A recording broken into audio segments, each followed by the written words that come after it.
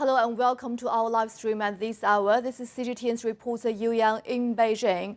The Indian government on Wednesday confirmed carrying out airstrikes on 9 identified terrorist training camps, according to their words, located in Pakistan-controlled Kashmir. And Indian Prime Minister Narendra Modi personally monitored the airstrikes, according to Indian military report. On the other hand, Pakistan Air Force PAF has also shot down another Indian jet in response to Indian missile strikes at 6 locations in Pakistan that killed at least 8 people and injured 35 others. That's sources from the Pakistani military. Also on Wednesday, that was the 5th Indian jet that has been shot down in response to the Indian overnight strikes, said the military sources from the Pakistani port. Adding the 4 Indian quadcopter were also destroyed at 2 locations in Pakistan for violating the country's airspace law. So now let's go live to Professor Wang Jing, who's the director of the Center for Strategic Studies at the China's Northwest University. Welcome to the show, Professor Wang. So, how do you evaluate the current situation in between the two sides, and do you think the situation is going to get worse? I think, Yu Yang, the situation actually is getting worse, as you mentioned, and also the situation now is escalating. The crisis between the two sides, Pakistan and India, now facing the new uncertainties that could lead to more uncontrolled and more dangerous scenarios. Because on the one hand, what we are looking at is actually the conflict, the new round of the conflict launched by India towards Pakistan, not only the Pakistan-controlled Kashmir area, but also the Pakistan's own territory. So that is why it means a kind of the provocation, the kind of the challenge from India towards Pakistan's dignity, towards Pakistan's national security, and that is why Pakistan needs to retaliate and need to revenge. And on the other hand, what we are looking at is the kind of the escalating tension, because the war now leads to the new casualties and new deaths. Not only the military personnel, but also the civilians. And that could further provoke the anger and dissatisfaction inside Pakistan's society, and could further lead to the more serious revenge from Pakistan towards India in the future. So that is why actually we are now entering a very, very critical moment, that if the conflict between the two sides, Pakistan and India, were not able to very properly managed or properly controlled, that could further be escalated into the very possible full-out war between the two countries, particularly as we have to notice that the two countries, India and Pakistan, they both have the nuclear bombs, and they both have the very, very strong military forces, not only the land forces, but also the air forces and naval forces.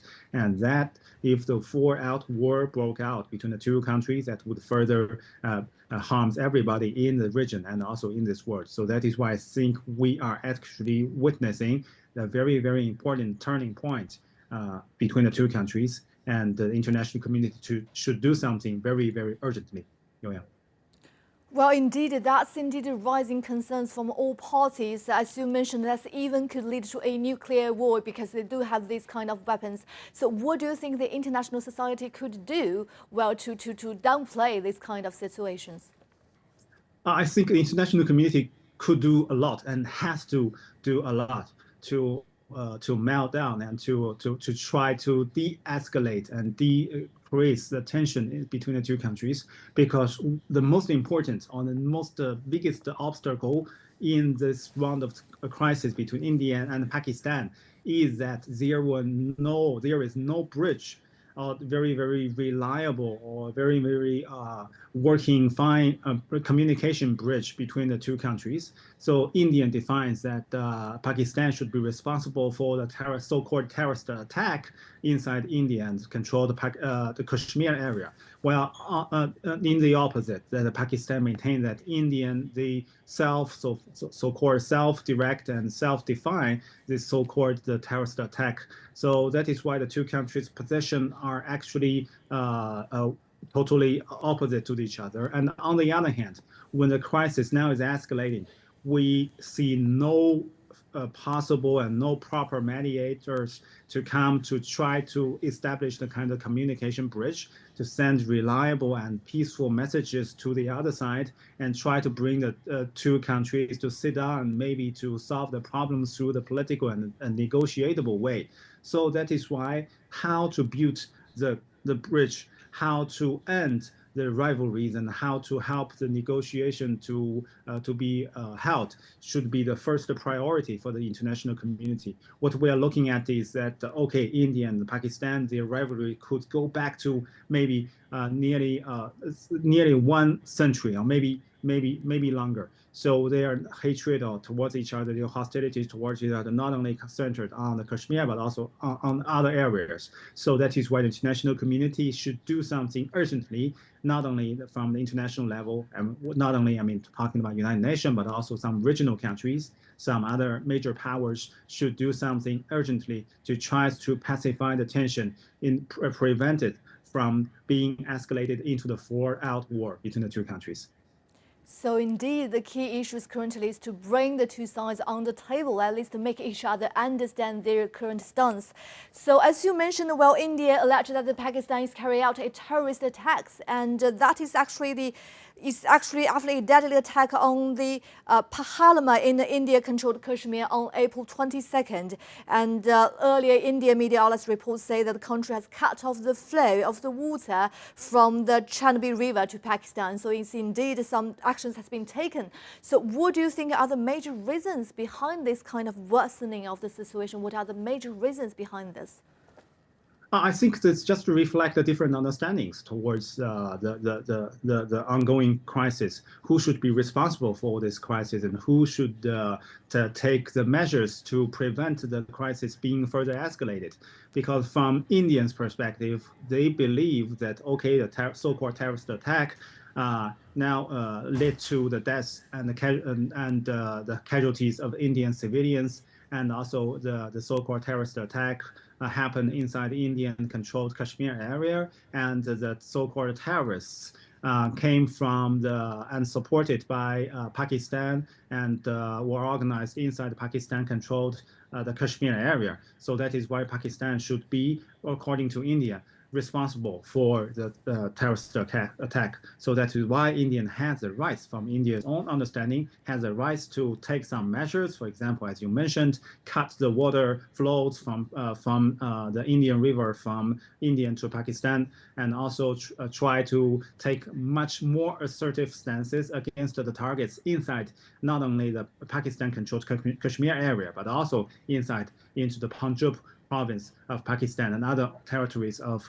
Pakistan. But from the Pakistan's perspective, the things are totally different.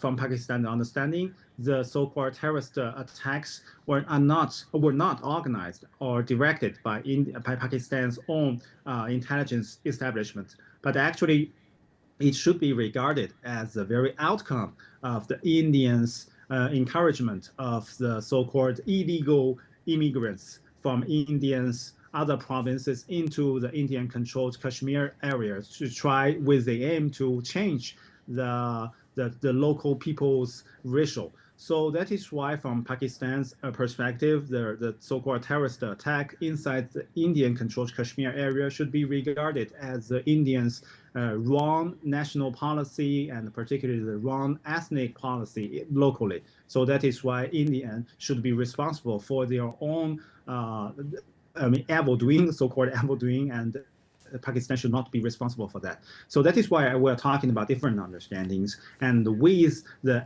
both sides, India and Pakistan, try to show their own assertive stances and try to strengthen their own understandings towards the latest crisis that further lead to the difficulties and obstacles of the mutual communication. So as we mentioned, that without a very reliable communication channel, without reliable communication chances between the two countries, it would be difficult for the two countries to further to try to melt down the division and try to seek new opportunities to end the crisis. So that is why the tension now is escalating, and the scenario become very, very fragile and very, very difficult right now. Yuliang. Understood. And let's say that in the year of 1972, actually, India and Pakistan signed a peace accord, renaming the ceasefire line in Kashmir as the line of the control. It's quite a famous line, actually. And both sides deployed more troops along the frontier, turning it into a heavily fortified stretch of military outpost. So, according to the statements released by both sides, what do you think the impacts currently could have on this kind of peace accord? I think when we're talking about the so-called agreement, or so-called kind of deal, or so-called kind of the peace talks between the two countries, I mean, before or prior to this kind of latest round of tension, there were a lot of understandings or mutual understanding, mutual shared common understandings over the status quo inside not only the border between the two countries, but also between the frontiers inside the Kashmir. So that is why these agreements were signed, trying to maintain the status quo without the tension of being escalated. But the thing is that these treaties, or so-called these agreements, are just the temporary agreements. They were just not only the very formal political world or internationally very widely recognized the international agreements with the legitimacy and the authority to direct the activities, but also they are just a temporary and locally agreements that try to end the rivalry that happened maybe nearly 2 decades ago. So that is why when the situation are changing, when, for example, the population, the racial are changing, the policies and the strategies inside India or inside Pakistan are changing, and the situation in both countries are transforming, this kind of the temporary agreement might be easily to be broken. And also the situation could be further escalated, particularly with rivalries and mistrust and or maybe kind of the competition between the two countries towards each other still maintained. And these kind of rivalries could be easily be turned into the new kind of tension with the latest round of attacks, so-called terrorist attacks inside Indian-controlled Kashmir area. So that is why the blames are now being emerged towards each other, and these kind of the temporary ceasefire agreements would be may not maintain their authority anymore. So that is why we are now looking at the kind of the war is become more and more possible, and the foundation for peace, foundation for stability is becoming more and more fragile. So that is why we are repeatedly saying that actually the scenario is very, very dangerous and very, very difficult. Thank you so much, Professor Wang Jing. And also, we have another question. It's about the history between the two sides. As you mentioned, well, most of treaties have reached temporarily, and that we have the question. Actually, the South Asian neighbors have fought each other multiple wars, and since they gained independence from the British in 1947. So, would you mind give us more background and background information between the two sides, especially on their conflicts last for such a long time? Oh, sure, of course. As you mentioned, the latest round of tension could be regarded as a continuation of the long history of the rivalries and the tensions in the South Asia, and could be also be regarded and understood as a very, very poorly arranged British colony. So we call it the so-called heritage, geopolitical heritage. Because as you mentioned, when the British they try to abandon and withdraw from the South Asia, they try to leave the kind of the heritage to separate the South Asia into the two major countries. One is Pakistan with Islam religion as the very foundation and the very directing religion and ideology inside this country. And also the other one is India with the so-called Indian religion as the very, very foundation and directing religion. So that is why the two countries have different ideologies, and given the very conflicting history as well as the conflicting national identity constructing process inside these two countries, and the two countries' rivalries and towards each other actually emerged at the very first time when the two countries started to get out. So that is why when the first Indian-Pakistan war, second Indian-Pakistan war, and third Indian-Pakistan war, or maybe other conflict erupted, we could always witness this kind of the distrust this kind of competition and the geopolitical rivalries in South Asia between India and Pakistan, between the two countries. And the other thing also we have to notice is that the very, very different understandings towards the status of the Kashmir area. As we mentioned, that after the British, they tried to withdraw, given some of the so-called provinces, particularly the remote provinces, the British colonies, they try to give the so-called the authority of the self-determination rights to the local authorities and hope that they could determine them for themselves whether to join Pakistan or to join India or to maintain independence. But then the problem is that in history, that inside Kashmir, the majority of the local people are Muslim, were Muslim. So that is why at a very critical time, the majority of the local people, they choose to join Pakistan as a part of the new Pakistan state.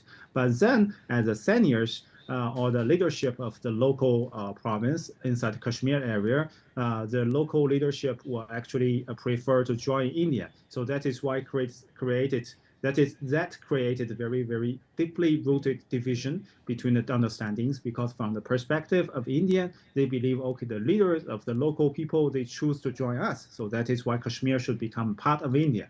While from the perspective of Pakistan, they believe the majority of the people, they choose to join Pakistan. So that is why the Kashmir should be part of Kashmir. And that is why the first, second, or the third, or maybe the later several rounds of conflict and wars between the two countries during the past nearly 8 or 9 decades between the two countries actually we could find very deeply rooted causes or deeply rooted reasons for the war that they were fought for the status of Kashmir. And so that is why the latest tension, if we read it, if we try to trace why it happened, why it started, it actually also started with tension inside Kashmir area, because Indians believe that the Kashmir area will always turbulent, given that the Pakistan intelligence establishment and the security establishment always supported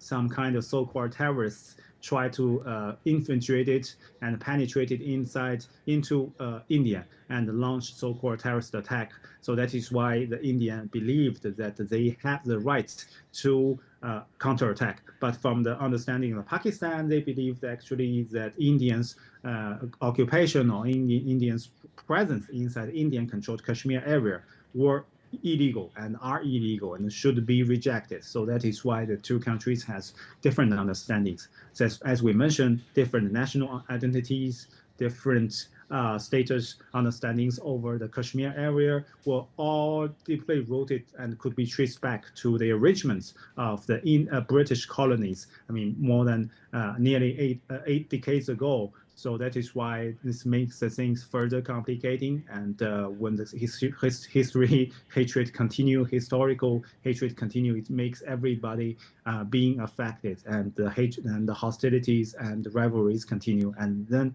finally lead to tensions coming out again and again in history, even towards today.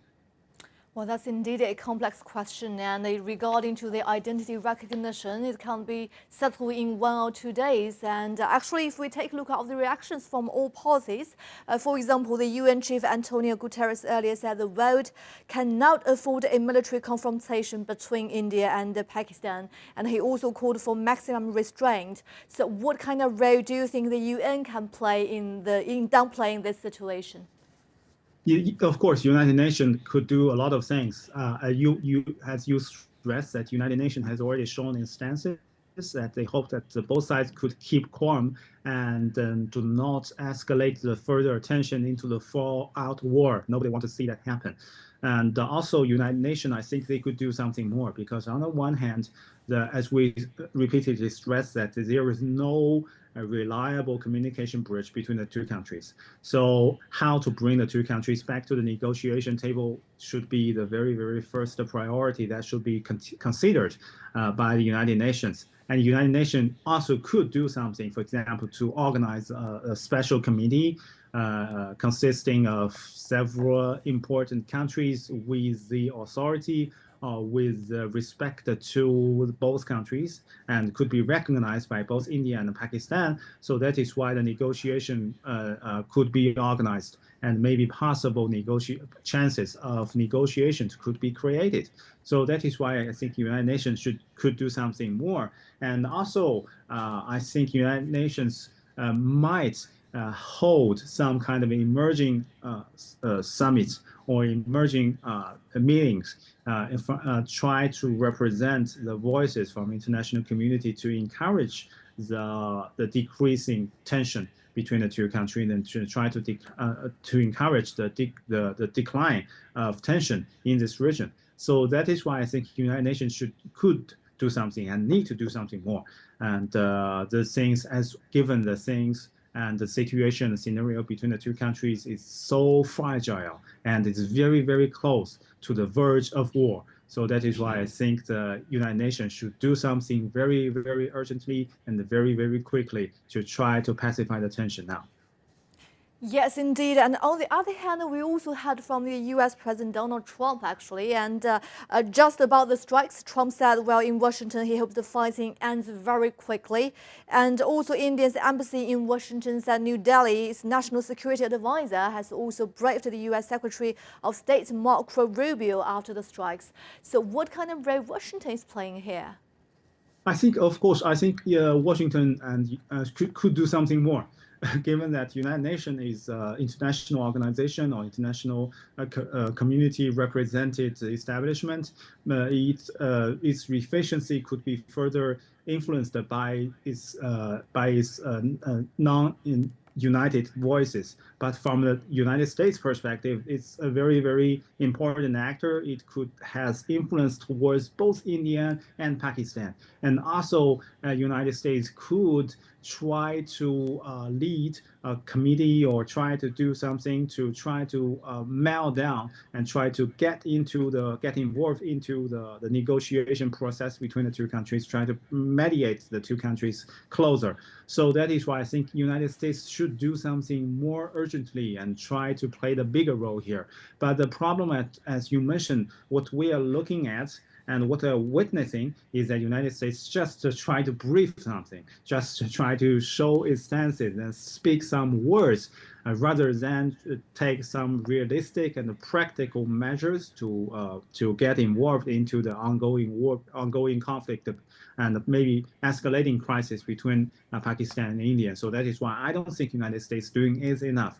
United States could do something more and should do something more.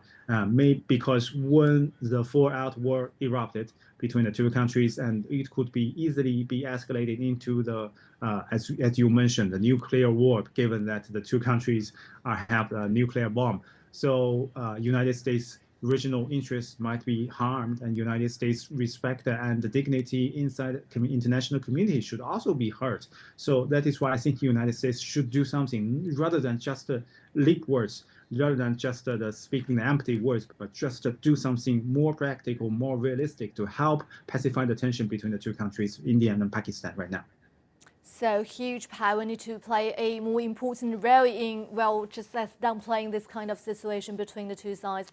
And also we heard from China, actually. Let's say that, in fact, China's ambassador Zhang Zaidong had met with Pakistani Prime Minister Shahbaz Sharif on Thursday local time, and they have exchanged views on the current situation. So tell us about China's stance on the regional conflicts for such a long time. China's stance is very clear. China does not want to see the escalating of tension, and China does not want to see a possible war erupted between the two countries. Because on the one hand, both Pakistan and India are the neighboring country of China and are also important partner or cooperative partners for China. So China does not want to see the war of particularly the fallout war erupted between the two countries. And particularly, we have to know that even the Kashmir area is neighboring China. So that is why when the Kashmir, in the major war or major conflict inside Kashmir area erupted, it also would harm and make the China's frontier line with the different countries become more and more dangerous. So that is why China does not want to see the war erupted. And also, on the other hand, China tries our best to try to pacify the tension, to express our concerns, to express our voices, to hope to downplay the war, possible and escalating tensions in between India and Pakistan. So that is why China sent a very clear message to Pakistan that China hopes that the tension could be downplayed.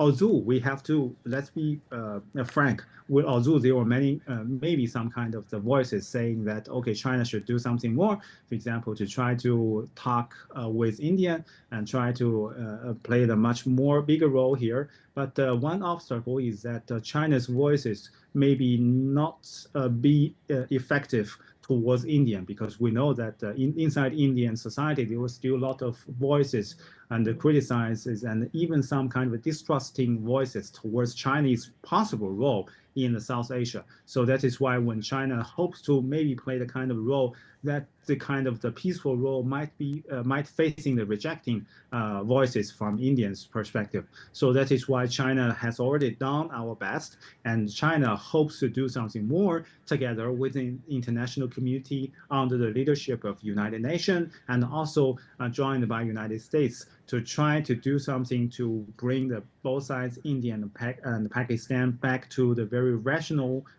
manner and try to downplay the ongoing tension between the two countries. And Professor, if you take a look at the bigger picture, for example, if you take into the consideration of the ongoing conflicts in the Middle East region, for example, in Gaza, so will the current conflicts between Pakistan and India will bring the situation in the Middle East even worse? Of course, because actually it might, all this world, we're living in the bigger world, and in this world, different conflicts and different wars might interact with each other, and the influence towards each other might not be very immediately monitored and observed, but then further it could find traces that these kind of the wars and tensions could further provoke each other. For example, when we are talking about the possible tension in the Middle East, we're not only talking about the Gaza, we're also talking about the Iran nuclear issue that we know that the Iran-United States nuclear talks are being held. So that is why this kind of tension is still existing in the Middle East.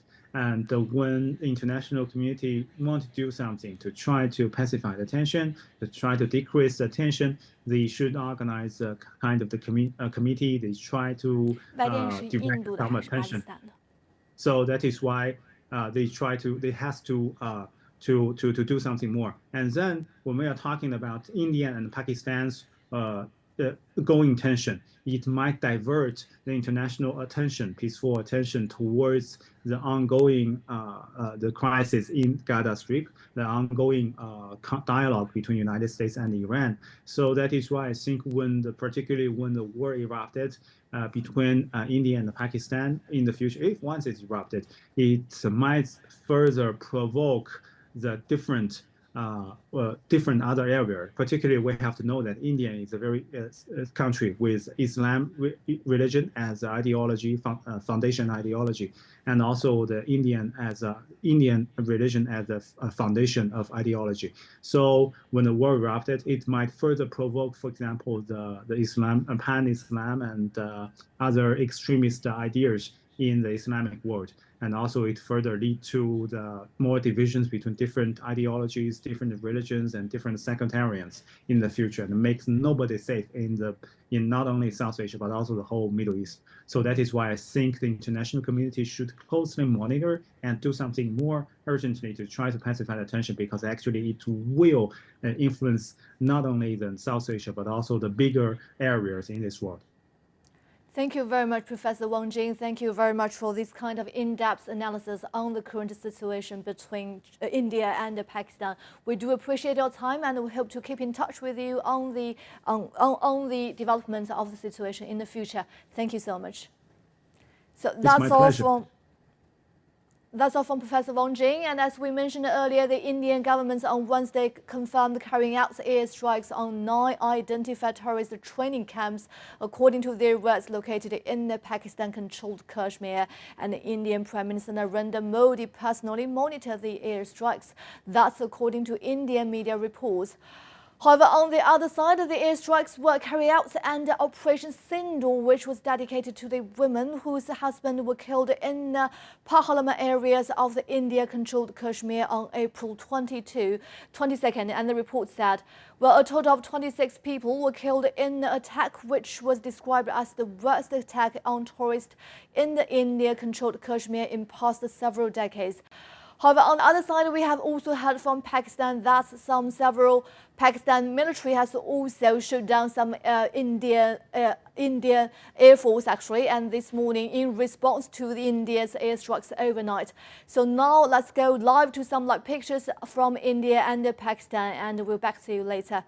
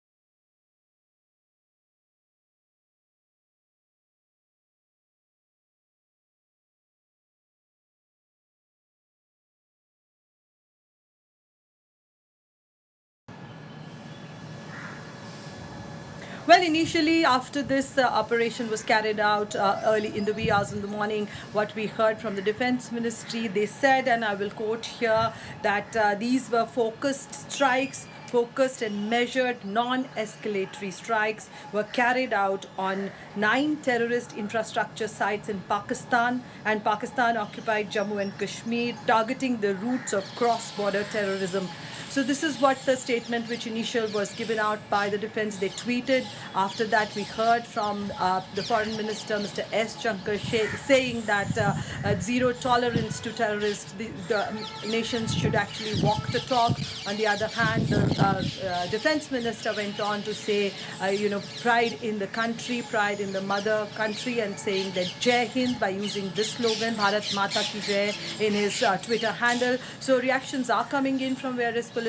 The political parties, opposition is supporting the government. There will be a briefing of all party meeting will be held later in the day today, where the political parties of this country will be briefed about what went on. As far as the people's reaction after this dastardly attack, there was a sentiment in the country that India should avenge these killings which happened in Pahalgam terror attack, and that is what the mood was. There was a bit of pressure on the government, and what we have seen in the past, in 2016, 2019, India has carried out surgical strike or strikes on Balakot. So the level of expectation had already been raised, the bar had been raised, and so there was it was expected that India is going to take some kinetic action. We had heard in the speeches of Prime Minister Narendra Modi and the Defense Minister and other leaders that we will strike back. After meetings with various defense heads, the Prime Minister had given free hand to the defense forces to choose their target and time, and that's what we got to see on Tuesday and Wednesday morning. Ravinder, bring us up to date on the international reactions to this escalating tension for both sides. Yes, there are international reactions coming in. What we heard from U.S. President Donald Trump saying that something was expected. Both sides should restrain. Similarly, Israel has gone ahead and said that they support India's right to self-defense. What we heard from the UN chief that there should be restraint. They are worried about these tensions escalating, and restraint is something UAE has also went ahead and said.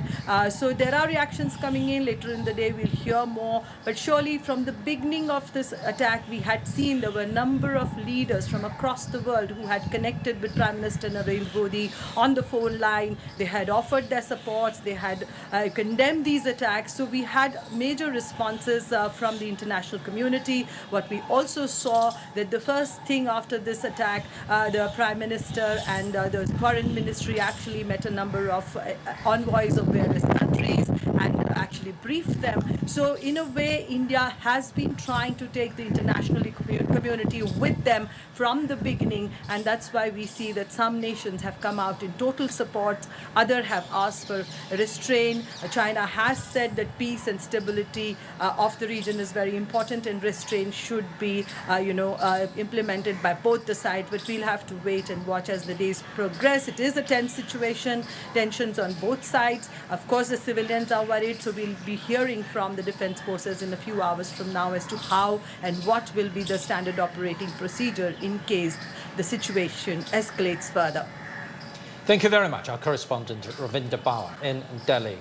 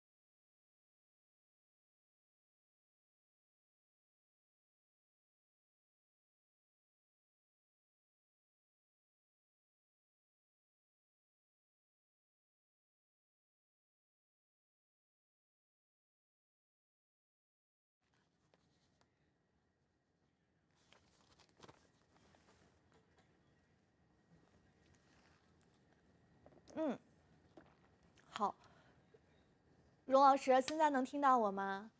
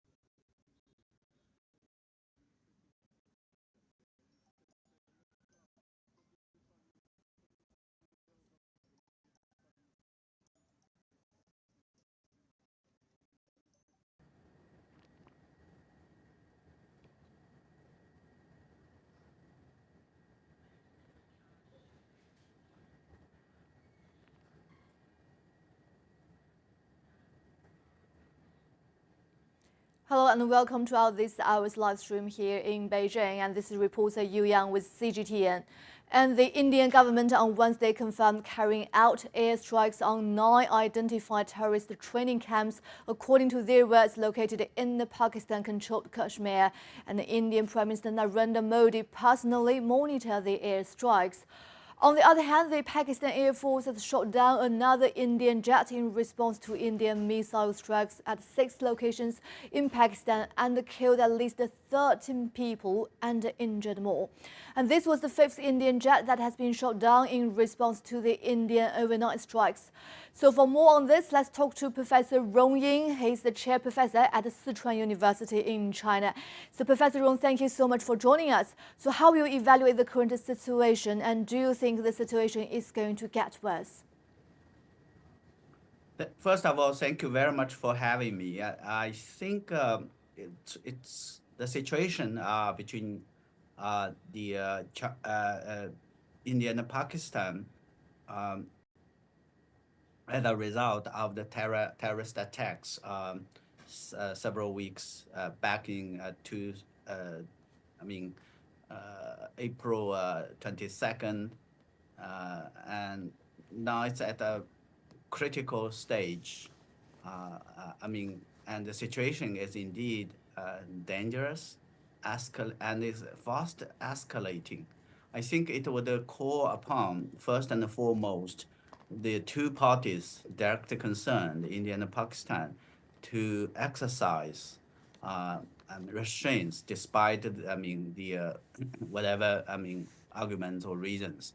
And equally important is, of course, the international community should continuously to work together, make more efforts to ensure that the situation would not further escalate, and so that it would not go out of control and causing more sort of damage to the stability of the relationship, certainly India and Pakistan, but equally important is for the situation of the region and the world as a whole.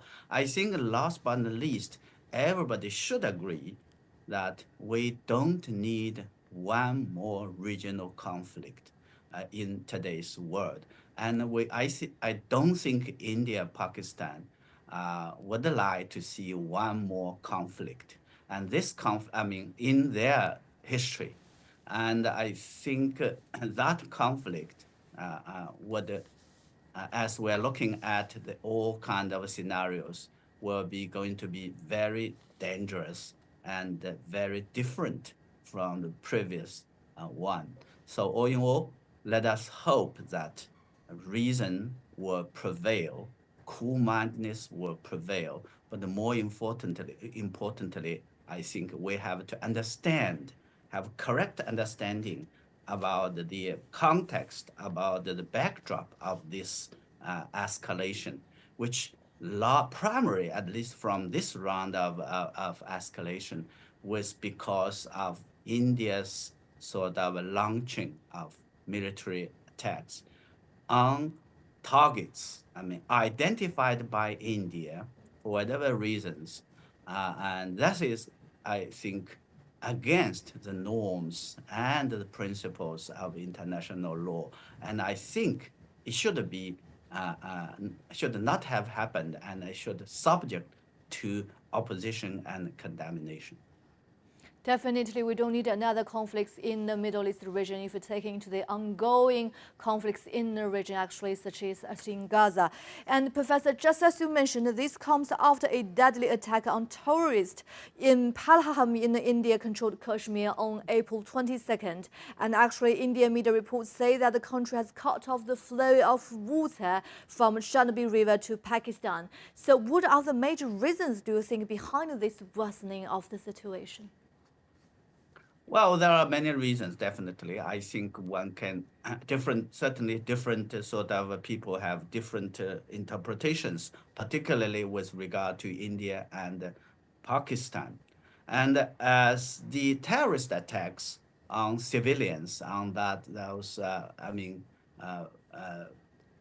victims, whatever reason, should be fully condemned. And that is, I think, very much clear. It's beyond any argument.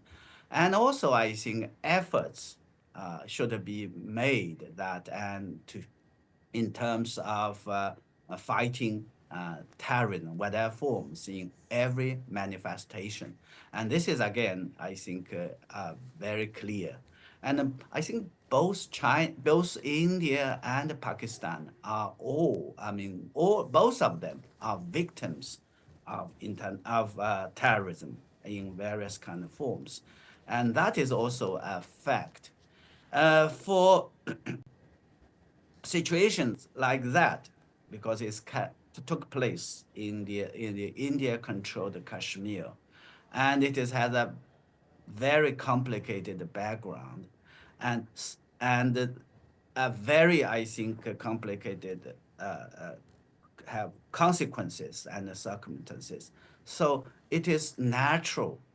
It is very natural for observers, for people, for international community to look at the possibility of a kind of a joint international sort of a probe or investigation about what the factors constitute that attacks.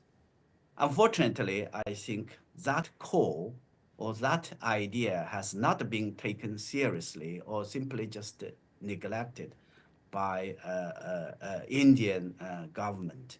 And that's why I said that without a proper understanding of what the circumstances leading to that attack, which is certainly has to be condemned, the military attacks to the Pakistan side, and particularly I think across international border, is very much an issue of concern. Last but not least, yes, go ahead. Professor, you go Yes. ahead. Thank you so much. You go ahead. Well, last but not least, I think the danger, I think of escalating or expanding the conflict is real. Back in 2016 and 2019, the Indian side, for various reasons, for similar reasons of terrorist attacks and that, has launched sort of a cross-border or cross-line of actual control of Kashmir. I mean, it didn't sort of lead to border or more escalation of the situation. That is should not take it as a kind of sort of normal. It is just a kind of, I think for me, it's just out of us, possibly because of luck. And we cannot, international politics, peace and stability of the region cannot rely on luck. Miscalculations, misunderstandings, and as could happen anytime. And this time, the actions and the reactions arising from these terrorist attacks has become more sort of complicated and has bringing more complications. For example, the Indian side, as a way to respond, or to the terrorist attack, to pressurize the Pakistan side, has suspended the implementing of the Indus Water Treaty. And as a counter-response, the Pakistan side, first and foremost, has announced that the water issue was regarded as an act of war. And it would take whatever means that to ensure its sort of survival. So Pakistan side has taken these threats or these moves as an existential threat. And we all know at the international, politics, what it means by, or whatever means, in the sort of terminology of Pakistan. Secondly, related to that is that as a response, in Pakistan has also suspend the implementation of the other most important bilateral treaties or agreements. Most important for me is something like the Simla Accord, and also related to there are other bilateral agreements between India and Pakistan on the question of nuclear facilities.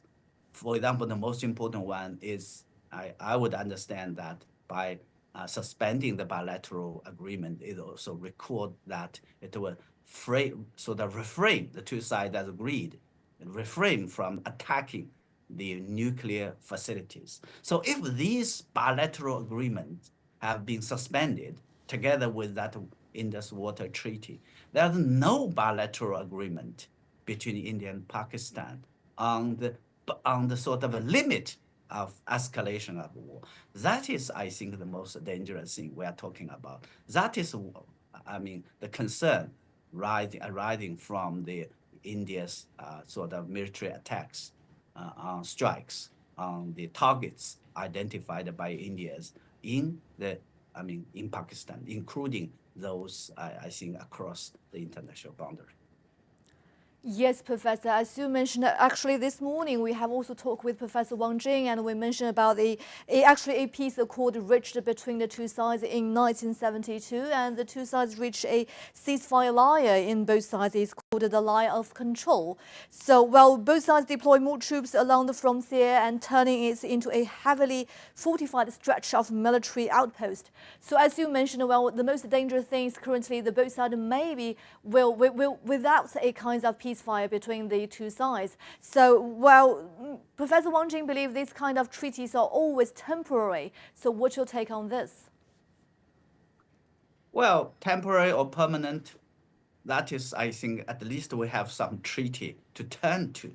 Yeah, in other words, it would naturally serve a kind of a limits or constraints on the two sides. I mean, when they are managing their conflict or managing the crisis like we are having, related to these victims. But with all these bilateral agreements, understanding gone, I mean, what would be as I said, in what way, I mean, the two sides would exercise if we are when we are talking about restraint, when we are talking about, I think, de-escalation. This is, I think, the most sort of dangerous and that concerns the dangerous development and the concern that. And of course, the international community's sort of responses and calling for the two sides to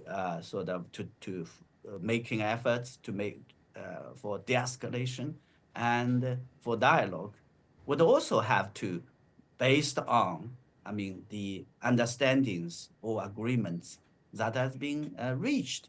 These efforts, I mean, these agreement understanding are hard work, I mean, that has been done by previous leaders, previous generations, out of the understanding, out of the concern, shared concern of the fact that India and Pakistan, the two countries, should resolve their differences and disputes through dialogue and negotiations, not through conflict and war. The war and the conflict, if it's going to happen, will lead to no winner except those terrorist organizations or attackers that they wanted to see. They wanted to benefit from, I mean, conflict. So we have to be very clear when responding this crisis. I think the danger and the crisis we are talking about. Yes, Professor, can't agree more. There's no winner in the war. But actually, what do you think is the most difficult part for the two sides to reach an agreement? Excuse me, I didn't follow your question. What do you think is the most difficult part for the two sides to reach an agreement? There are many difficulties, as we can see, between India and Pakistan. That the disputes, their problem, I mean, can go long ago. But not, of course, like President Trump said, 1,000 something 50 years ago. But largely because of the partition. But largely, I mean, the legacy, and the historical sort of issues, disputes left over by the during the partition and left over by the British colonialists. And 3 sort of wars have been fought, and numerous conflicts has been sort of taken place. And more importantly, I think the numerous efforts for peace, peace process, peaceful talks has also been conducted. That's why we're talking about the bilateral sort of agreements, understanding that help manage, the conflict and the disputes. And that's why we say that's important. The importance of the Indus Water Treaty. That is, of course, again, thanks to the efforts by the two sides, the two leaders, the old generation, and also the intervention and the support of international institutions like World Bank. So if you want looks at difficulties, there are many difficulties. Neighbors, India, Pakistan, they have many difficulties.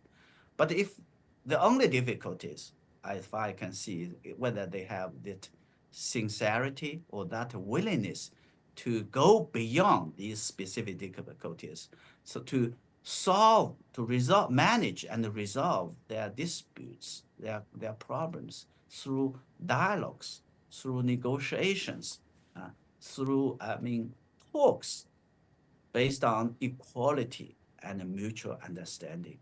This is, I think, a consideration that should be taken if these politicians really are sincere about the welfare and the future and their role, international, regional role, and aspiration of these countries they would like to have.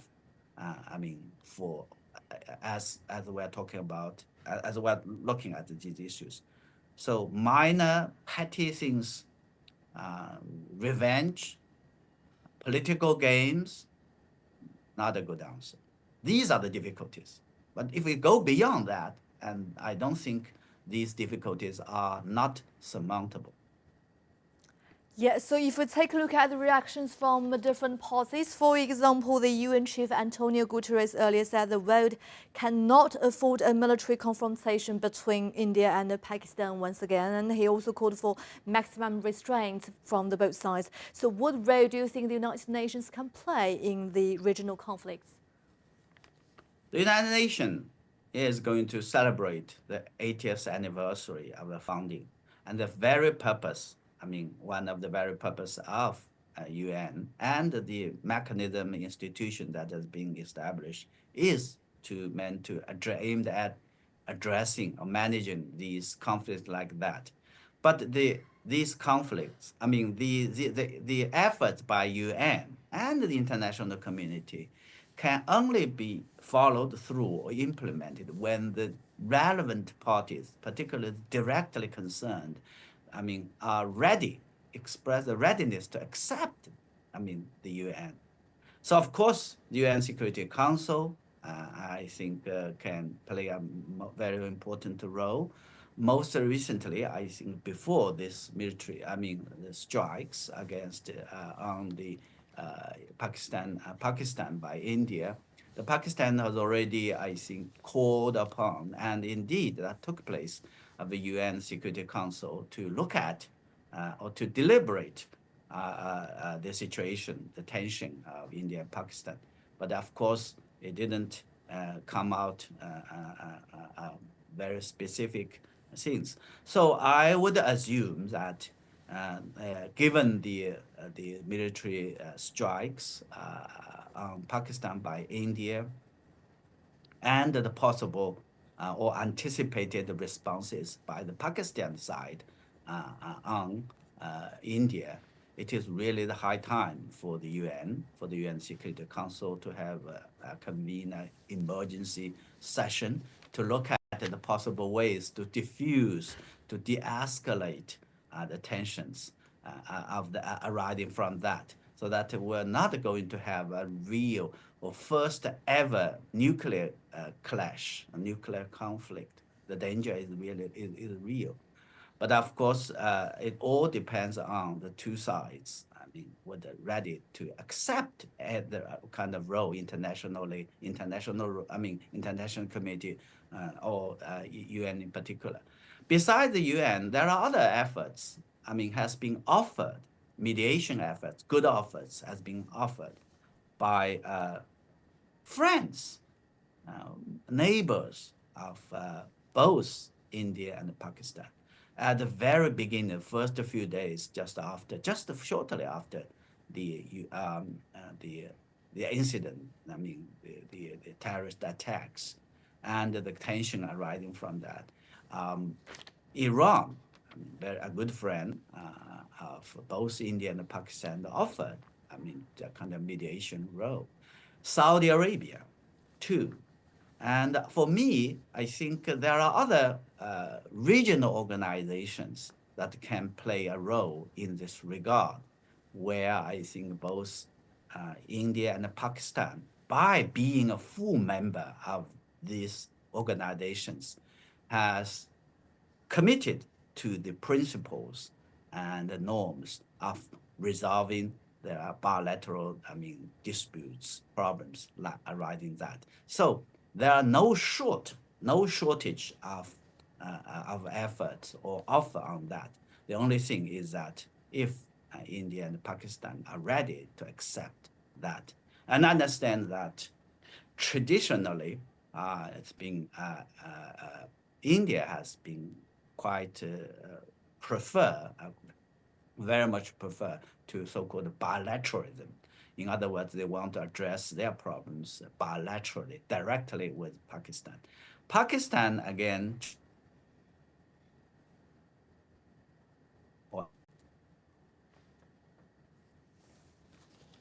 third party. So it's kind of we also have a problem of bilateralism and internationalism. But we'll see how this situation, this crisis will be involved. I mean, whether it will lead to a kind of change of positions of the two sides. Yes, Professor, you have mentioned about the roles of Saudi Arabia and Iran in the Middle East in, well, downplaying this kind of regional conflicts. So let's mention about China. So earlier, Chinese Foreign Ministry has also called all parties to keep restraints on the current situation. And we also heard from Chinese Ambassador Zhang Zaidong, who met with Pakistani PM Shahbaz Sharif on Thursday local time, and exchanged views on the current Pakistan-India situation. So tell us more about China's stance on the regional conflicts. I think China's stance and positions, I'm not representing the government, but I think what I have said, the concerns and that has been expressed as a scholar, very much, I believe, reflect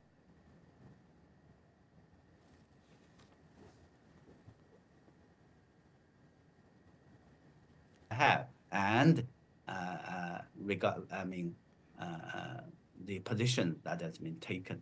As we all know that Wang Yi, foreign minister, and also the Politburo member of the party, has answered the call, received the call with the Vice Prime Minister and the Foreign Minister of Pakistan regarding this crisis, and has made it very clear about its positions. And also in the wake of this of India's strikes, this morning, I think the Foreign Ministry again came up with its positions. I mean, so if one reads very carefully, and we understand that China's position has been very consistent and very clear. I think it does not want to see escalation. It does not want see one more sort of conflict in this region at the doorstep of China. And it supports, efforts made by the two sides, I think. In the case of the conversation, telephone conversation with Pakistan,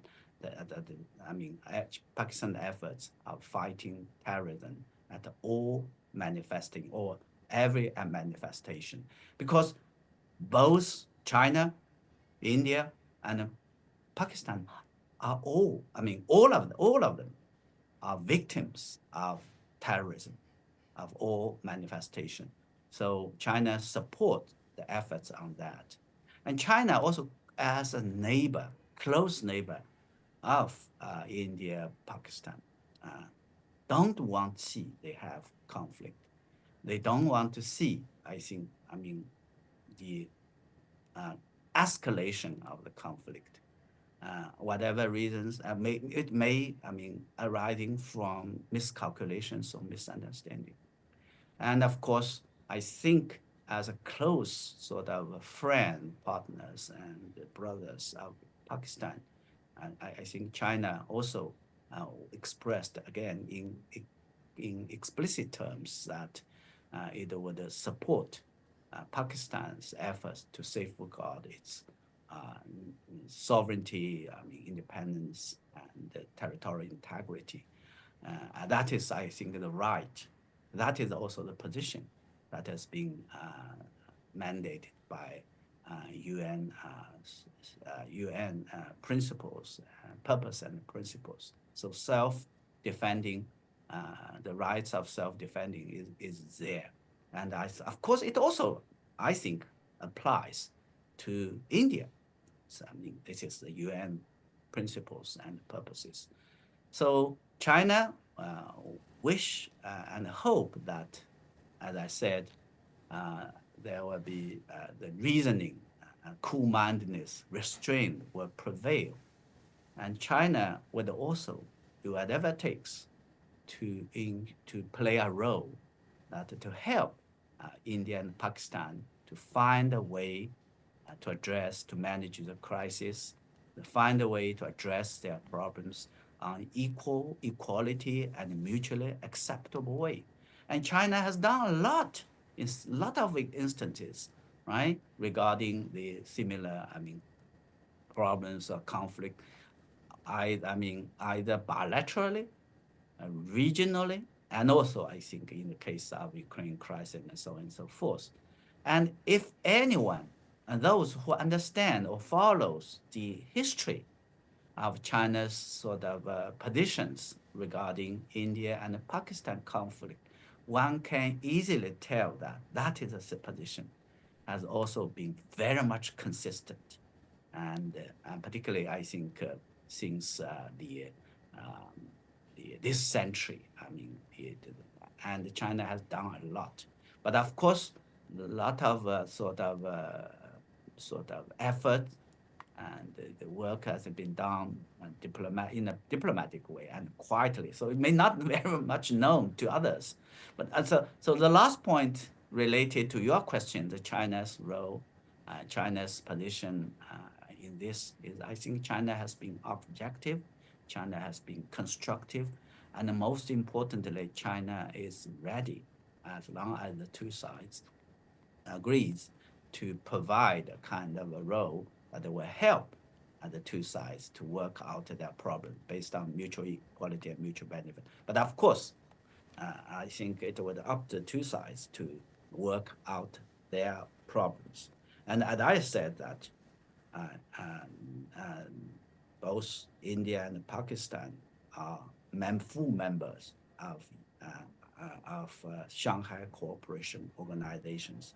So personally, I would like to call upon the two sides to think about their commitment, their sort of their positions regarding SCO, and to hope to at least to think about or look at the possibilities, see how the SCO framework can help them to address their problem. So if there's a commitment, if there's a sincerity, if there's a readiness, there are many ways, I think, ways China can help. And of course, though the only India and Pakistan can help themselves to address their issues in the end.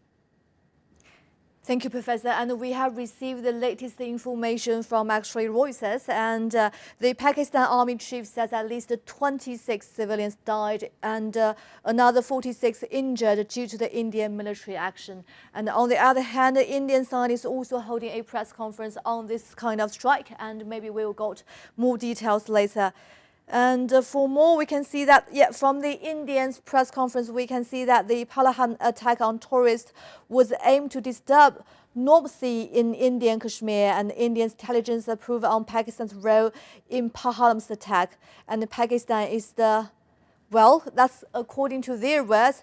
The Indian side believe Pakistan is a safe haven for terrorists, but it's all according to their words. So, Professor, you also mentioned the function of SCO in combat against the terrorists in the region. So, how do you evaluate the current terrorism actions in this kind of region, and what kind like India and Pakistan or China could do to fight against this kind of terrorism? Yeah, I think, as I said, that bilaterally, regionally, and also in some regional organizations like SCO, there are mechanisms and there are expertise. And most importantly, I believe that there are political commitment for the group, and also I would assume that for the two countries, India and Pakistan, to address their problems through diplomatic means and with the assistance and the support of regional organizations of SCO. That is, I think, the way to commit their to recommit their positions on how to manage crisis like that. And I also very much notice that as you just talked about the press release, the press conference by the Indian side. I unfortunately have not been able to follow, but I would assume that they would put some emphasis or explain at least the understanding or the considerations behind the very reason of the strike, military strike, and the selections of these targets and the sort of the goals. Okay, the goals of these attacks. At least the Indian press has also mentioned that the so-called calibrated and non-acceleratory sort of approach of these strikes. I hope that is the understanding, and I hope that this understanding or consideration will help the situation, the crisis, in a way to prevent further escalation. But the strike itself, I would like to emphasize that itself is unilateral, without sort of mandate of any sort of international mandate, and can be is open to, the escalation and risk. That is something I think a president should not sort of make. And let us, again, last but not least, as I conclude this conversation, that let us hope that the crisis will not escalate, and the situation will be, thanks to efforts by every effort, should be made to ensure that it would be under control. And Professor, if we take a look at the bigger picture, and if we take it into the consideration of the ongoing conflicts in the Middle East region, for example, the conflicts in Gaza, so do you think the current tensions between India and Pakistan will lead to an even worse situation in the Middle East? That's a great question. That is why I think we have to be concerned. And we have a very bad precedent we have a very bad, so dangerous ongoing crisis. So once the crisis conflict starts, it's very difficult to end. So we have this crisis is just to begin. So it's not, I think, too late to take positive steps to prevent it from further escalation. And we only hope that it would not happen. And we have numerous conflicts, and we have suffered so many conflicts. And I don't think we have one more conflict. And this conflict, if it goes out of control, it can be very dangerous and different from the previous one. As we are talking about the context, we are looking at the context of nuclear clashes, nuclear conflict. Thank you very much, Professor Rong Ying, and we do appreciate your time and, of course, your insights on this kind of regional issue. And we hope to talk to you in the future. Thank you very much. Hope to see you next time. Thank you for having me. And as we mentioned earlier, the Indian government has confirmed they have launched a strike on the so-called terrorist camp, according to their words, in Pakistan on Wednesday. And this kind of action has left about 26 people dead and another 46 others injured, according to Pakistan side's press conference. Currently, both sides are holding press conferences on briefing this kind of strike between the two sides, and we are going to keep a close eyes on the latest. So now we're going to some live pictures from both India and Pakistan. We're going to back to you later.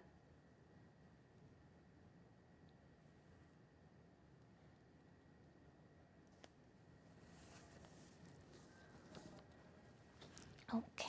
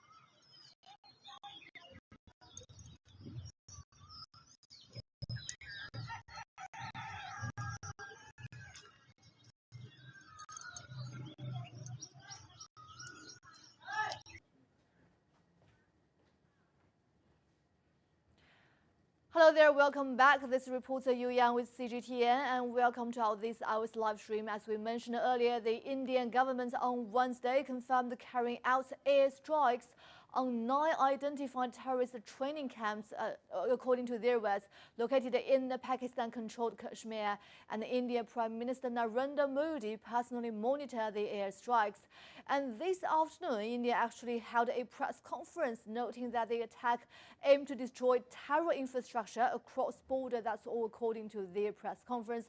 On the other hand, the Pakistan Air Force has also shot down another Indian jet in response to Indian missile strikes at 6 locations in Pakistan that killed at least 26 people and injured 46 more. This was actually the 5th Indian jet that has been shot down in response to the Indian overnight strikes. So for more on this, let's talk to Professor Zhang Jiadong, who's the director for Center for South Asian Studies at Fudan University. Professor Zhang, thank you so much for joining us. So first, how will you evaluate the current situation? And do you think the situation is going to get worse, especially if we're taking into the consideration that both sides has nuclear weapons? So, till now, it looks like a closed cycle has been finished because the Indian side say we already bombed against the so-called terrorist training campus within Pakistan-controlled territory.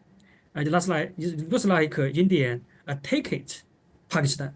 I think it's good news for Indian people because in the past 2 weeks since 22 April's terrorist incidents, lots of Indian people they pushed very hard Indian governments to do something for retaliation, and forever you should attack. I just come back from India just 1 week ago, so I can feel very strong anti-Pakistan sentiments in India, and many people, even some professors, they also believe Modi government must do something, even without strong evidence to prove these terror incidents relevant to Pakistan. It's something I think many people and believed or predicted this attack to happen for in past 2 weeks. But from Pakistan side, I think Pakistan side say they shot down. Some people say 2, some people 3, even to 5. The biggest number is 6 jets already. It looks like it's also good news for Pakistani people because you attacked me, then I shut down your jets. It's a very good cycle between 2 countries. Both sides have a chance to declare win-wins. So it's why I say it means maybe if 2 sides is really true, it's a very good cycle. And this cycle finished, completed. I think both sides maybe not much chance to make situation much worse. India and Pakistan, 2 countries are world powers. So, and several years ago in 1999, another war between India and Pakistan. It was really very risky because it's the first war between world powers in human history. But finally, 2 sides retreat from fighting, and the world avoid of a possible nuclear war. I think this time is also very likely. I don't think situation will to be much worse. But anyway, my judgment based on one guess or one news because I don't know. Pakistan side say they shut down Indian jets. This news is really true or false? I don't know. If it's really true, so many jets have been shut down. It's very likely for Indian side to retaliate in much bigger scale. It's very possible. But if this truth is a false truth, maybe not so much jets, just like in 1991, just 1 jet shut down. So it's very likely for 2 countries to find some table to negotiate, to talk. Because India and Pakistan, 2 sides are similar people. They understand each other's mindsets. They know how to do, how to say. So I still a little bit optimistic about the future. We should worry because it's very dangerous. we not necessarily too worry. I think international society will come to countries down. Thank you. Yes, Professor. And as you mentioned, there are kinds of history of conflicts between the two sides. For example, since they have gained independence from British in 1947, we have seen the two sides fought multiple wars since that time. So could you give us more background on all the history between the two sides, especially on their original conflicts?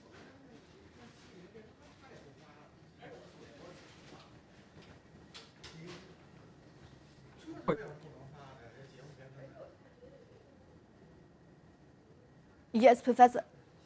Yes, Professor. And our question is actually, as you mentioned, there seems that there are lots of conflicts between India and Pakistan over the past, the century even. And since the two sides gained independence from Britain in 1947. So would you mind give us more background information on the history of the conflicts between the two sides? So I can divide the India-Pakistan relationship into two stages. The first stage is between two countries' independence to 1971. And between two countries, there are three major wars or four major wars. So two countries and experienced the four major wars. Both sides, cost too much life, too much assets. Then since 1971 to 72, I think two countries realized the situation. No more war between two countries.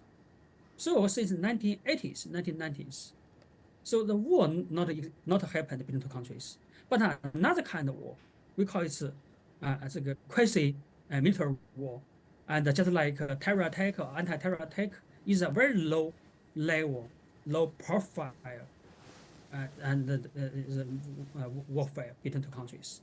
It's something we see today, but in past 10 years, I think, between two countries, even for this kind of low-profile war, terror attack is also decreased very much, because two countries' identity has been changed very much. Two countries have become nuclear country. Nuclear country means no war between nuclear countries. So it's very clear. So since 1999, and the two countries realized the situation, new reality, we shouldn't have major war anymore. So it's why I think this time, even situation very risky, because it's the first time in past almost 10 years, it's very close to war, but I still believe that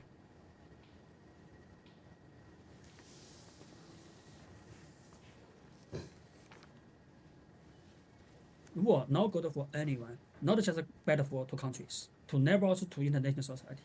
I think China, US, and many other countries will show our signals to Delhi, to Islamabad, no more war anymore. I think Delhi and Islamabad will listen this voice from the international society.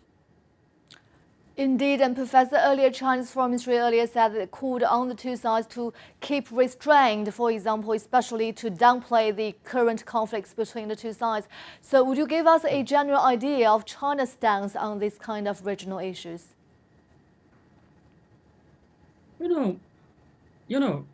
Currently, you go back to 1999. Why that time the war was stopped by international society? And U.S. is number one who negotiates. China was helping U.S. and as bridge between India and Pakistan. Then a situation become calm down. So this time we can see lots of voice from China, from U.S., from UN, and many countries, including something from Iran. Iran's foreign minister also visited Delhi and Islamabad. So international society is very active this time. But of course, this time situation very different from 1999. Because in 1999, the power structure between two countries is relatively equal, relatively balanced. But this time different. This time is India is dominant situation. India is very powerful compared to Pakistan. So Delhi may be very strong against the international signal.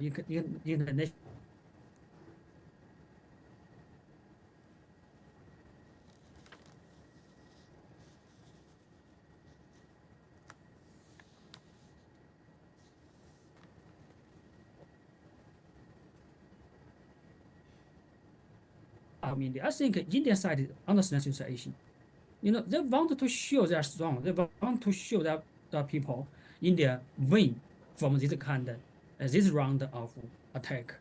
But India no way to go to a major war. It's very clear. I talk with lots of people in Delhi, and I think this signal, this opinion is also very, very strong. And Pakistan is weak than India, but Pakistan is strong enough to defend themselves. And Pakistan has a very strong army and lots of nuclear bombs. I think it's strong enough to defend themselves. And Delhi understand the situation. But the problem is, this issue relevant to a very sensitive issue, Kashmir conflicts. Kashmir issue not relevant to territory, not just relevant to national sovereignty. It's also relevant to another issue about religious sentiments, about nationalistic mindsets. It's very sensitive one. Both sides are very hard to admit defeats. Both sides must say we win is some problem. So I think this time and this will be stopped.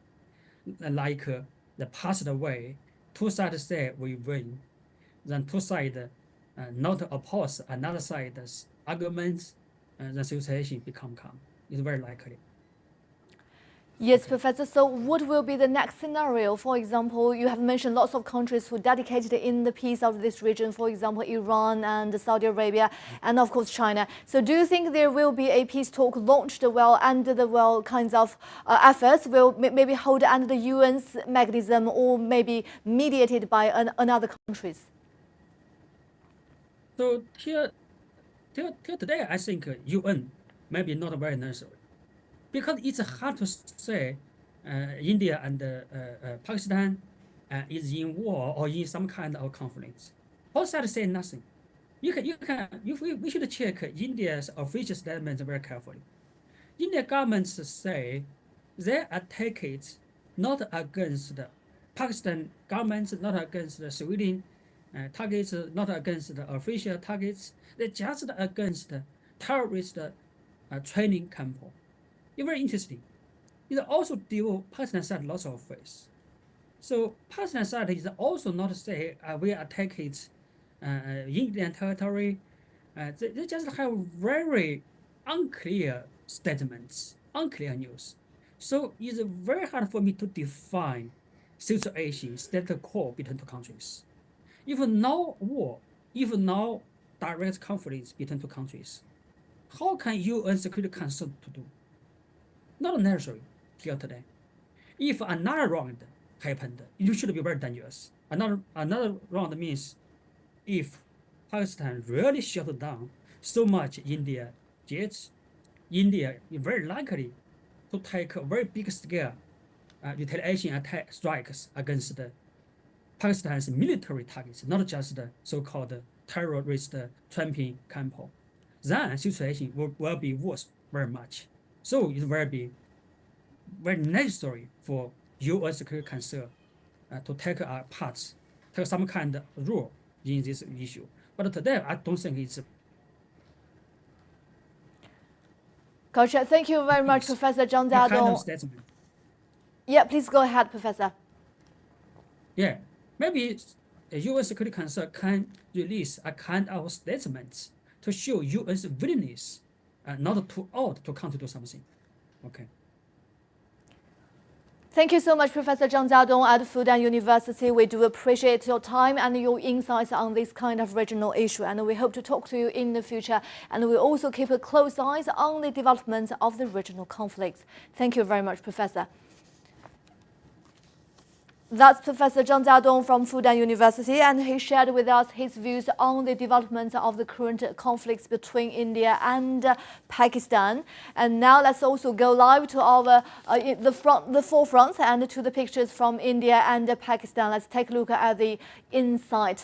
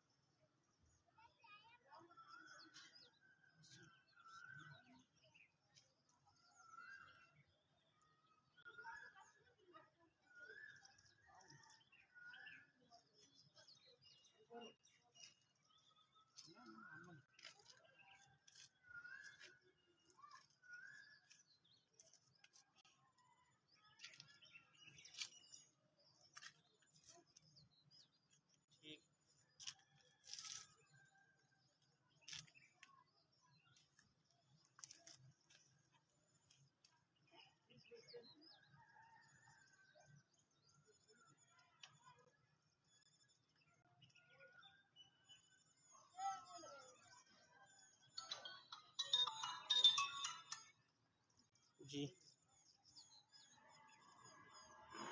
अब जाने दे, अब हो गया, वो install होगी,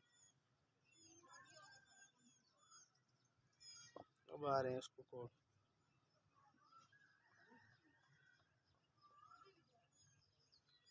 hello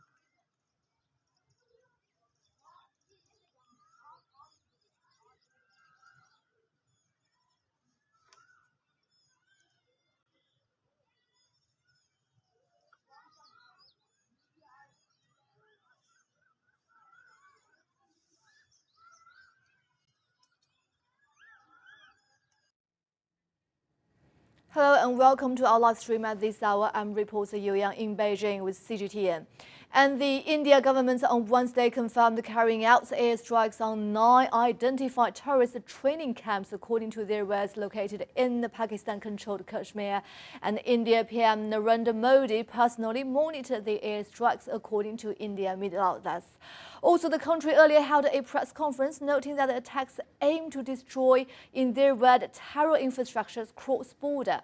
On the other hand, we also heard from Pakistan. The country's air force has shot down another Indian jet in response to Indian missile strikes at 6 locations in the country that killed at least 26 people and 46 more injured. This was actually 5th Indian jet that has been shot down in response to the Indian overnight strikes. So for more insights, here joining me in the studio is my colleague Malik Ayub Sambo. He's actually a commentator of CGTN from Pakistan. Welcome to our show, Malik. Thank you very much, Young. So how do you evaluate the current situation? Do you think the conflict is going to get worse? Yeah, it's actually unfortunately very tense situation in terms of especially when India violated and especially breached the Pakistani territory. It's not like a normal thing. That means they comes inside and attack the civilians area that they claim to be the terrorist hideouts. That is a blatant lie, because there is not civilian population. There is civilian population where they are killing. There are children who and the women who were killed, and then India, for a face saving behind in India, they are claiming to be the terrorist hideouts. So the things would be escalated. On the other hand, we see the retaliation from Pakistan. So we saw the 6 planes that Pakistani Minister of Defense confirmed that they have shot down the 6 planes, for which India, because India was boasting as a war hysteria that the Rafale could change the game, because last time when Pakistan's crashed one of the Indian plane, at that time Prime Minister Modi, who has actually to make a very big defense deal with France and buying the Rafale jets. So 6 plane crashed like after the retaliation.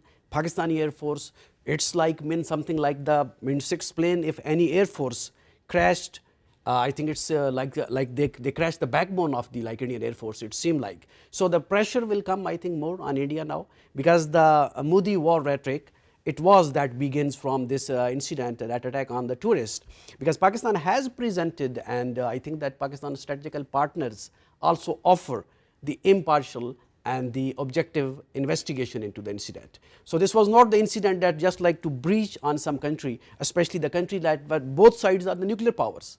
Like Pakistan is not like Pakistan is not like a normal country in terms of the defense. When we say there are inside terrorism, Pakistan is also victim of inside terrorism. There are different attacks, but to way that India is trying to deal with Pakistan, I think that could escalate the situation now. Definitely, and as you mentioned, the two sides all have nuclear weapons. Do you think in the future there will be lead to a nuclear confrontation between the two sides? I don't think so that the things could head on that way very soon, because Pakistan and India has a history of this war from both sides. But especially after that, now I think that if the situation will not cool down, because Pakistan has to respond yet, because there is also pressure inside Pakistan that is mounting, that because this is not a normal retaliation. It is not like this, that it's not the fire on the LOC, it's not on the border fight. It is inside Pakistan, the Bahawalpur and other cities that they are mentioning. They are the dense populated cities. We never saw any terrorists were there actually.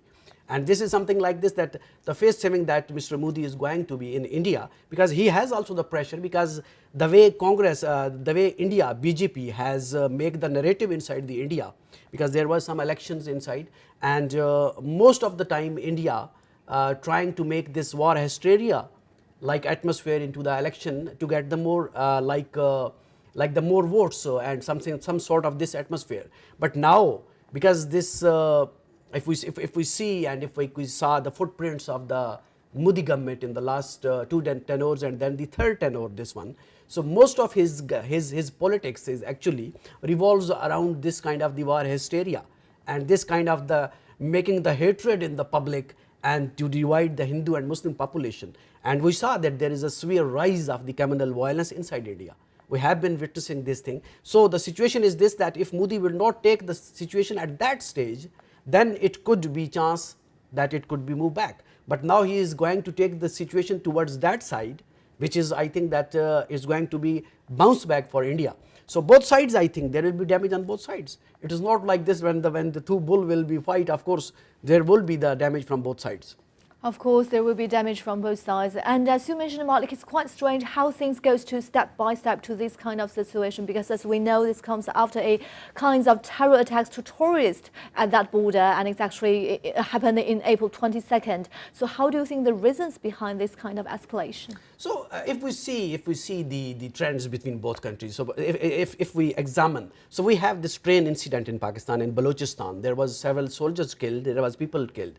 So the problem is this, that India and Pakistan has a history of the proxies engagement, because the Kashmir, that is the mean that Pakistan, some part is controlled by Pakistan, some part is controlled by India. So this LOC and all this like the war on Kashmir, it's not a new thing. So the attack, of course, Pakistan condemned this attack. Pakistan even ensured that Pakistan will have all kind of the impartial and the objective investigation. Even any countries like the Pakistan strategical partners, even those Middle Eastern countries who have the Pakistan very close, India has also very good relation. So when Pakistan is offering such kind of things, and even in the United Nations Security Council, Pakistan mentioned this thing. So at that time, that India should come on the table talk rather than going on this aggressive action and comes directly to fire the missiles inside Pakistani territory. It is mean like this, that you are mean that the two people who are sitting on the table and they are table talk and someone just got up and grabbed something. It is like this. So of course this has to reach at this level, and now it could further escalate. And Malik, as you mentioned, there are several conflicts between India and Pakistan, as we know, over the past century. So give us more idea about the history between the two sides. Why such a huge number of conflicts can be seen between the two sides? So the integral part, or maybe the you can say bone of contention between India and Pakistan, is the Kashmir. because at the time of the independence in 1947. So at that time, India immediately attacked and took in 1948, they imposed a war on Pakistan, because it is a long history if we can start explaining. But the country has war in 1948, 1965, 1971, and then 1999, the Kargil war. That is quite famous between India and Pakistan. Ultimately, all the wars at the end, they has to come on table talk. We have a big war in 1971, like Pakistan that lost at East Pakistan, that was the Bangladesh, and then there was the LOC. Yeah, LOC. So the problem right now is this, that India has actually some sort of you can say that becoming trying to be an Asian tiger in its its mind, because India has the problem with many other neighboring countries. We saw it with Nepal, they have the problem. With Bangladesh, they recently, the border issue. So the mentality of the India in terms of Asia Pacific, they are trying to be that we are something like the governor of this Asia Pacific region. So this mentality is typically something like this, that is contradictory with the ground realities. Because but to respect the independence of each country, right? Exactly, and India not only disrespect the other countries, the neighboring countries, but also trying to intervene, like mean that it is not parallel and it is not compatible to the ground realities, because India is not like a developed country. They have a big economy, but it does not mean that they are going to have the gangster-like attitude towards its neighbors. So this is the problem that is mean that this is the war hysteria. They give and they flare up the public. It's not only Pakistan, the many other countries, they have this kind of things that we are this and we are this, but actually it's not, because when it comes to the actual number game, and when it's come to the strength, mean that they lost. If still there are confirmations that the number of the planes, that if 6 planes India lost in this a few hour fight, I think then Mr. Modi has to resign, because it's a really shame, because if some air force has damage of this kind, taking into the consideration of the cost of the conflict, right? Exactly, absolutely. And Malika, also if you take a look at the reactions from the both different parties, for example, it's quite interesting. We have heard from U.S. President Donald Trump, and he's actually said about the strike. He said he hoped the fighting ends very quickly. But on the other hand, we have also heard from the India's embassy in Washington, and said the New Delhi's national security advisor, who had briefed U.S. Secretary of State Marco Rubio about the current situation. So how do you think the Washington's role in this kind of regional conflicts?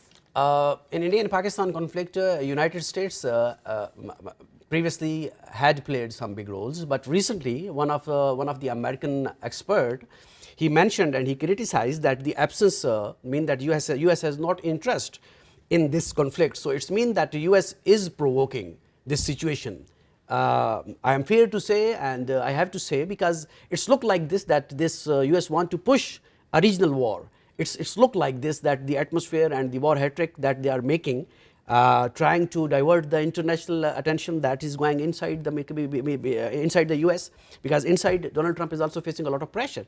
This tariff and all this kind of stuff, they are trying to maybe switch the situation and trying to divert the situation to some other wars or some new front that could be open, and maybe the attention could be on this situation. So of course the US is not giving its responsible role in this conflict and this situation, rather than, because they have speak, I think foreign secretary speak with Pakistani authorities similarly, but J.D. Vance, the vice president, he has given a statement, and it was quite a very suspected statement, that he said that India may have to retaliate and Pakistan has to be some sort of a soft reaction. So it was a statement that he's given on the record. So I think that the US role is not constructive in this thing.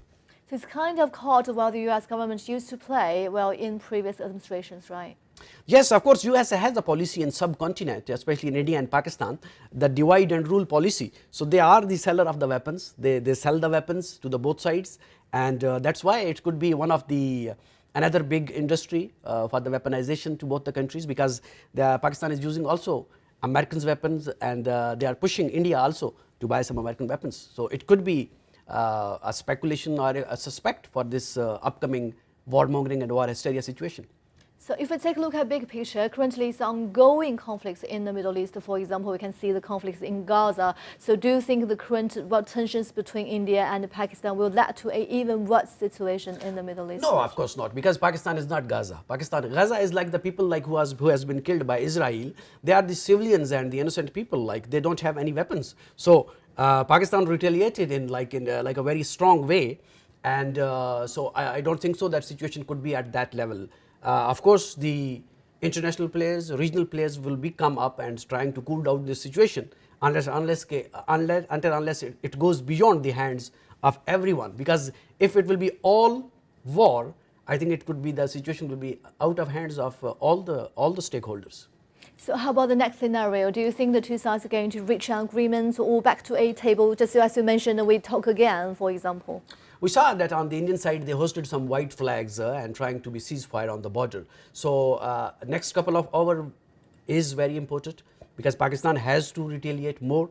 It's look like this because the reaction that comes, it would further escalate. So let's see, and we are very much looking at the situation, and I think it could be escalate a little, and I hope that it could be in next couple of rounds.